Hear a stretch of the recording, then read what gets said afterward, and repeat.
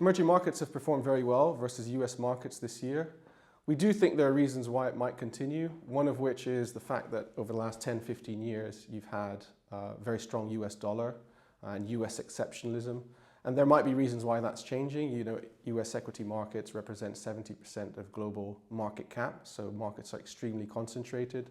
Rates are coming down in the US, and there is a lot of debt in the system. So central banks, foreign investors might start to question their sizable allocation to US equities and US treasuries. That's the first thing.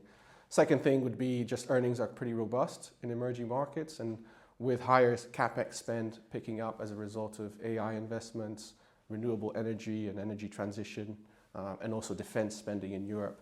You know, that should be good for earnings in EM given the manufacturing base of the world, and a lot of commodities are based in emerging markets. The final thing is just EM is cheap, and it has been for a long time. So, you know, that's not a controversial statement, but, you know, all those three factors hopefully brings an inflection point for markets. Emerging markets are a very big part of the world, and there are some fantastic businesses to own, generating good growth and high returns on capital. That would be the first reason. Secondly, from a macro point of view, we don't see inflation as a big problem. Rates are coming down to support growth.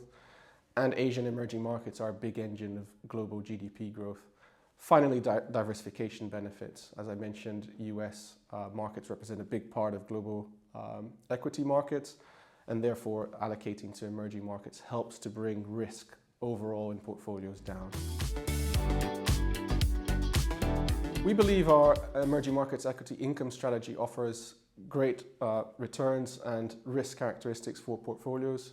The first thing is our focus on fundamental research and bottom-up insights. We have a strong heritage in that going back over 30 years.